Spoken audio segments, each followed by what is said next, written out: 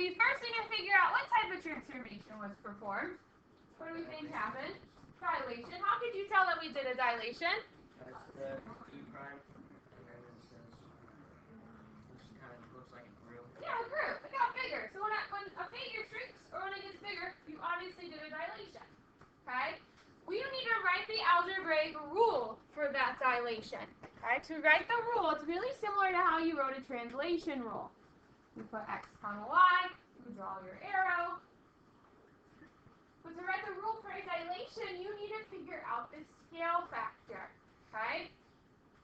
One way to figure out a scale factor is find the flat side. So look at your original figure, the one without the prime marks. Okay? Name me one of the flat sides, doesn't matter. The ND. Okay, we'll take a look at ND. The length of ND, what's the length of ND? 3, right? So then go to its corresponding side. What's the length of N prime D prime? You count the boxes, what? Ask yourself, what do I multiply 3 by to get 6? 2. There's your scale factor. Okay? So our scale factor is 2. You need to know that to write the rule for dilation. When we do a dilation, what do we do to all the x and y values in the scale factor? What do we do? We multiply, right? So that's what we have to indicate in our rules. We have to say 2 times x, comma 2 times y, because that's what we're doing when we do a dilation. We're taking the scale factor, we're multiplying everything by that scale factor. In this case, we're multiplying everything by 2.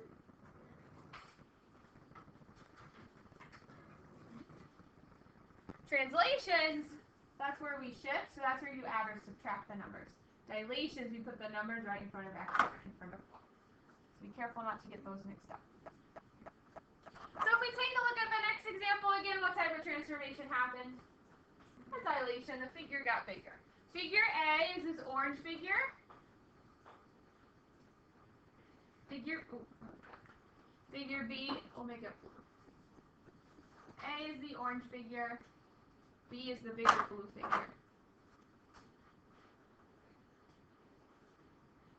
Well, normally we want to try to look for a nice flat side. Do we have any nice flat sides?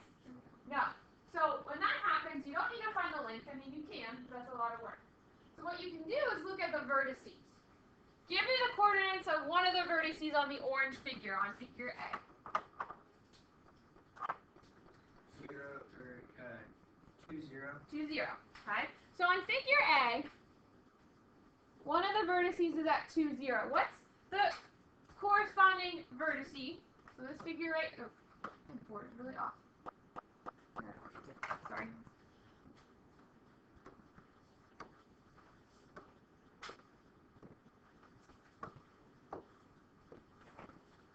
This point right here is 2, 0.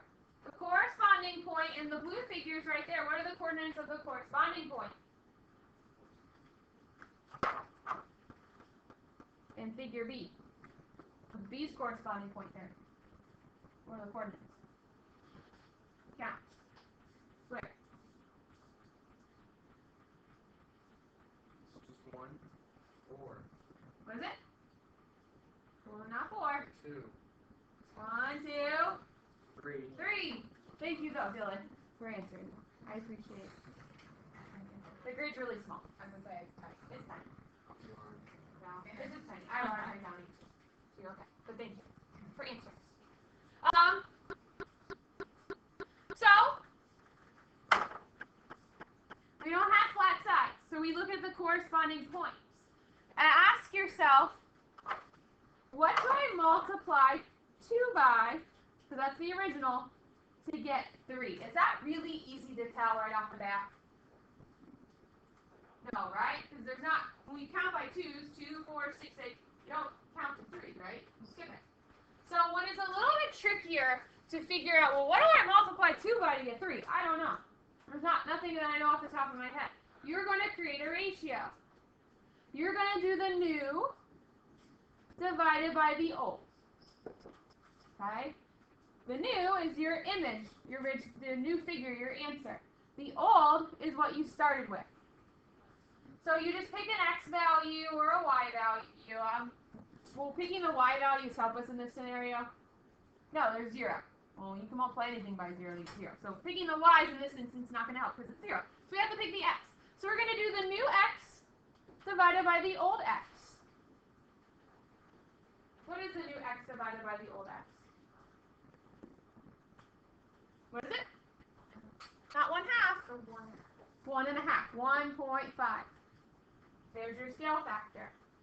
You could have done that same concept with example 1. You could have done new divided by the old. The new segment, right, ND was 6. The length of that flat side was 6. The length of its corresponding one was 3. 6 divided by 3 is 2. Still give the same scale factor. So if there are numbers that you have a hard time telling that you multiply, just treat the ratio. New divided by old. Okay? So to write this as a rule, put your x and then your y, put your arrow. Okay? It's going to be 1.5x, 1.5. You also could have left it in fraction form.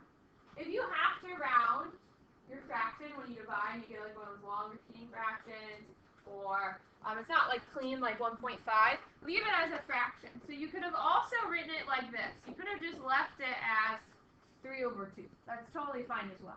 Get your fraction, leave it as that fraction. So you could have said 3/2x and 3/2y.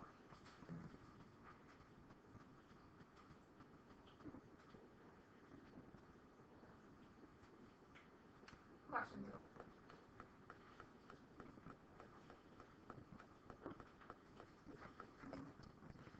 For the next example, they just want to know what the scale factor is. Okay? They don't want you to write a rule. They just want to say, hey, what's the scale factor? What did I multiply the original figure by to get the new figure? Okay? Well, make a flat side. Give me a flat side in the original triangle. AC? What? And be very, or you say BC? BC slant, AC slant. Did you say BC? Okay, we're going to go from count to B to C, but be very careful. What are we counting by? We're counting by ones. We're kind of counting by twos. We're counting by 1/2. See these minor grid lines? It's going 1/2, 1. 1.5, 2. 2.5, 3. 3.5, 4.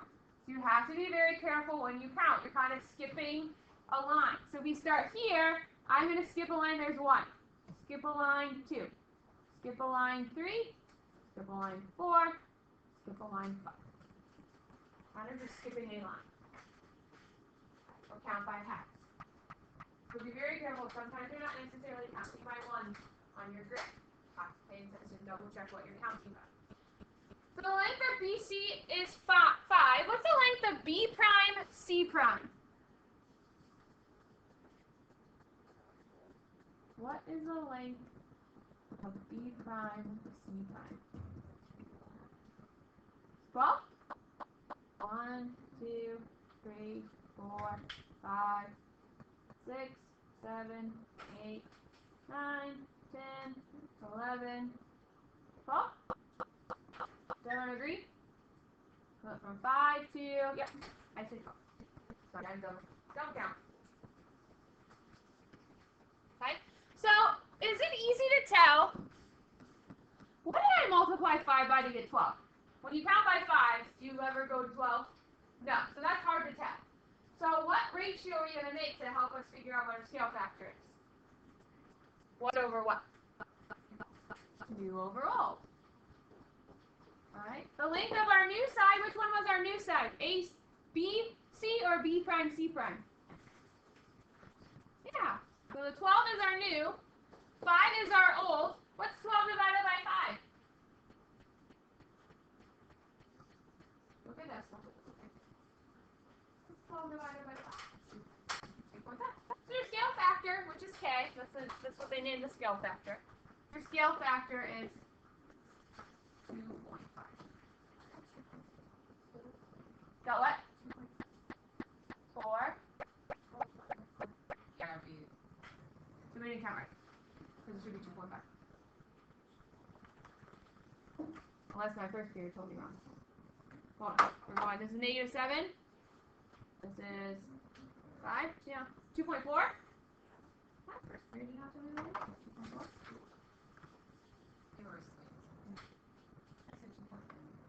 Wait, well, because on the bottom one, it's not 12, it's 12, and then there's one extra one. So it's 12.5. Yeah. That's why. That's what we did wrong. It's 2.5. Because it's 12.5. And you count. Alright, yeah, so that's 7.5. You went from 7.5 to 5, negative 7.5 to positive 5, so that distance is 12.5. And then we do 12.5 divided by 5, we should get 2.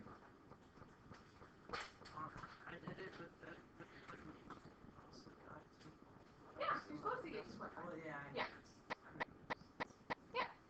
You could have gone AB and A prime B prime just as Joe did, and you should get 2.5 because you're multiplying everything by the same exact scale factor.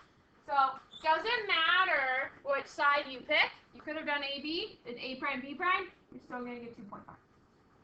Okay. Then if you started to count B prime C prime, you're like, I'm having a really hard time counting this because it doesn't look like it's on an evenable number. I don't want to use that side anymore. I'm going to use A prime and AB because those are nice whole numbers when you count. So you're allowed to do that as well. Questions over that? We fold it over to the back. It's really similar again to what we did last unit where you have to fill in the blank or answer a multiple choice question. But this time we're just incorporating dilations. So here we're trying to map triangle RST onto PYZ. So this little triangle onto the big triangle by first doing a rotation and then doing a dilation. Okay. Well, what I like to do is kind of visualize it first. How many quadrants did our little triangle have to jump? 2. Which rotation allows you to jump 2 quadrants? 180. So more than likely, I'm betting that I did a 180-degree rotation. I've done 2 quadrants. I have to do a 180-degree rotation. Then we have to figure out, well, what's my scale factor? Well, and this is what I like about these. When you can visualize it, you don't actually have to do the 180 rotation to figure out the scale factor. Because when you rotate it, you're not changing the size of the original figure.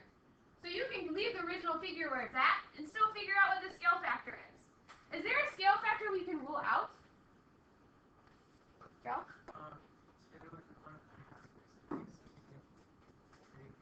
Be careful. What's happening? This is our original figure. We're trying to map it onto this figure. Okay, so there's no prime. That's okay. But I'm guessing, well, the prime tells us where it's going now. It's telling you the directions. It's saying you're taking RST and you're mapping it onto PYZ. So there's not always prime marks there. There's only prime marks when the letters are. So it's only getting bigger, so you can get rid of 0.5. That's what you're gonna say, Joe. Okay. We can get rid of 0.5. Well, 1.5 is bigger than 1, so that can stay. That will make it bigger. But we can get rid of 0.5 because that's going to make it smaller. Okay, we want to make it bigger. So we have to decide between is it 2 or is it 1.5. Okay? So what I'm going to do, I'm going to have to rotate it to figure out the scale factor. Pick a flat side in the original triangle. ST. So we take ST. What's the length of ST? 2. What is ST's corresponding side? ST is the last 2 letters. What are the last 2 letters in the other statement? YZ. So ST's, I put SR, not S. Here's ST. ST's corresponding side is YZ. RT. Oh my gosh. I mean, ST is not. Can we even use ST? No. No. That's what I'm thinking. I just saw S. Which one do we have to use? SR. We'll go back to SR. Okay? SR are the first 2 letters. What are the first 2 letters in that second triangle? PY. So its corresponding sides is PY. What's the length of PY? 4. Okay? What do we multiply 2 by to get 4? So at least we know our scale factor, even if the rotation's not right. I know what scale factor has. And if you aren't sure, if you're like, I don't know what I multiplied 4 by to get 2, guess and check. Okay? take the original. 2 times 2 gives me 4, so then I know it's right. If that didn't work, you could have done 2 times 1.5. See how it solved it gave you 4. Just kind of guess and check and see which scale factor works. Okay. Let's just check a couple points to make sure I circle the right thing. Always check your work. So give me a point on the original. The small triangle. Give me any point. Which one do we want to use? R, S, or T?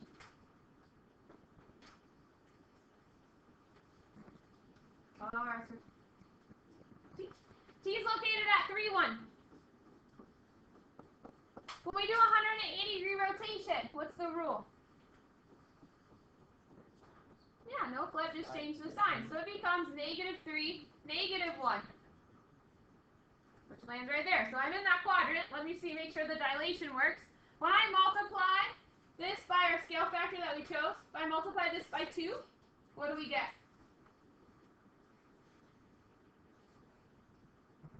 What's -3 times 2? -17. What's -3 times 2?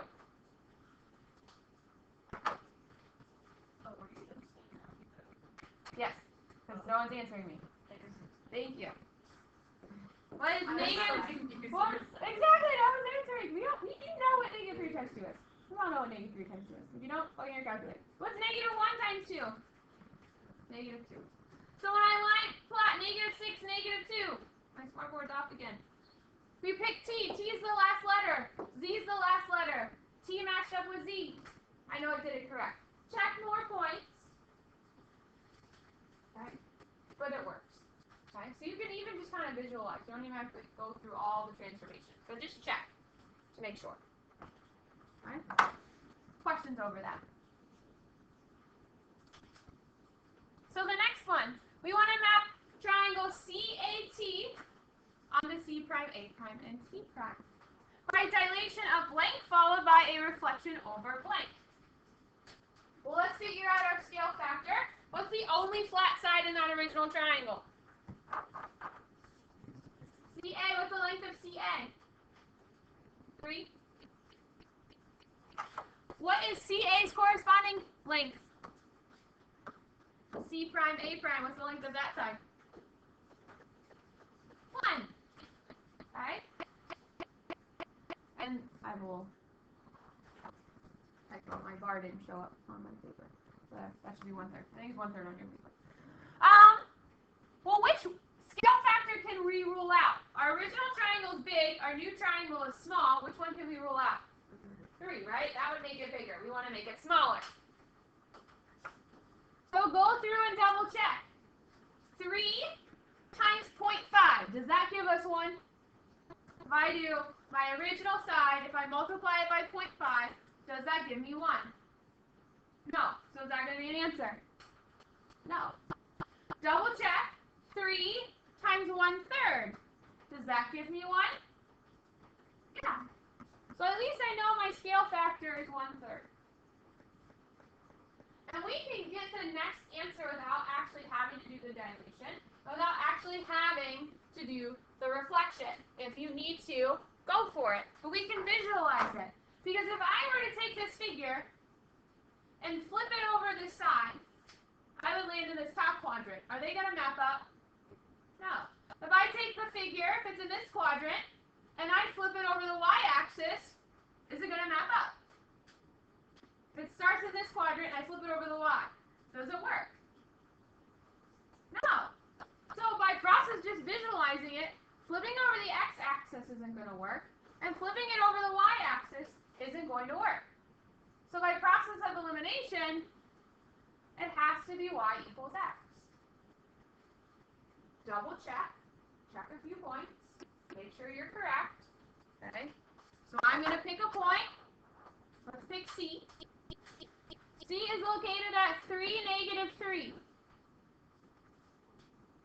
When I multiply this point by my scale factor, what are we going to get? What's our new point going to be? What's 3 times 1/3?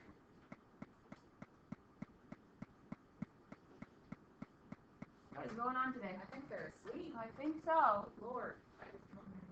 What is it? 1. What? So then -3. It's -1. If you're saying it, I cannot hear anyone answering. So if people are saying it, say it a little louder. If you're all the way from up here. So I'm going to plot the new point. C is now located at 1, -1.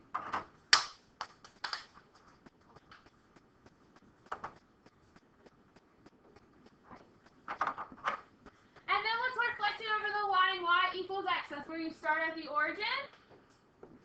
And go up 1/1 and then down 1/1.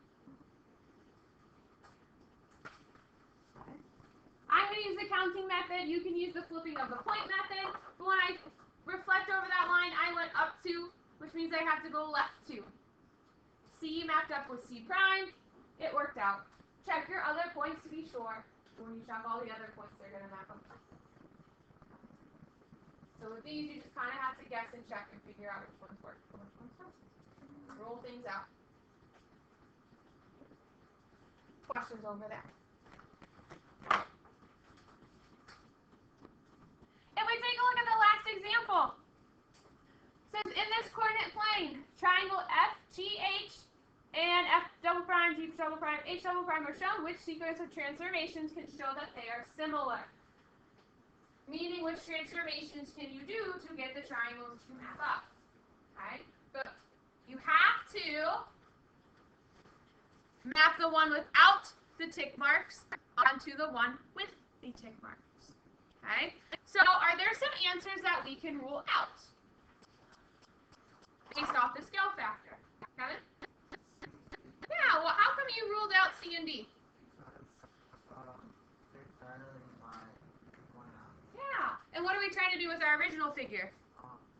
Make it bigger, right? So if we dilate this by 1/2, we're going to make it even smaller. That's not what we want. So at least by just recognizing that, you now have a 50-50 shot of getting the right answer. Even if you don't know what to do from here on out, 50-50 shot. Okay? And it makes it so much less work. You narrowed it down to 2. So if one of them doesn't work, the other one has to be your answer. Okay? Well, let's try A. Okay? Pick any point on the original triangle. Which one do we want to transform? F, H, or G? Which one do we want to transform? Pick one. Doesn't matter. Grace, which one do you want to transform? F, H, or G? F? F is located at 2, -1. If I dilate that by a scale factor of 2, what's F now going to be? F is now going to be what, Aiden? If I dilate it by 2. Good. Okay. Then I'm going to rotate it 180 degrees. What's the rule for rotating? Charlie? With the signs. So that's going to become positive. That's going to become negative. Let's see if it mapped up. F is supposed to map up with F double prime. Here's -4. Here is 2. Does that work? Nope. So is that our answer? Nope. Process of elimination, what does our answer have to be?